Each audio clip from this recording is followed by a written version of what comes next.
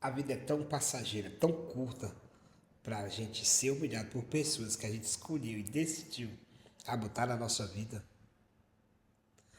Sabe, nossos pais, a gente não teve como escolher. Nosso pai, a nossa mãe.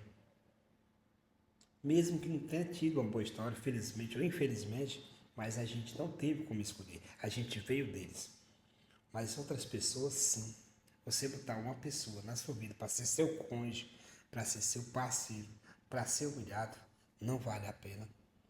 A vida é muito rápida, é muito curta. Não perda tempo assim. Procure pessoas que estejam saudáveis, adequado para viver o seu momento. Não queira curar doenças dos outros.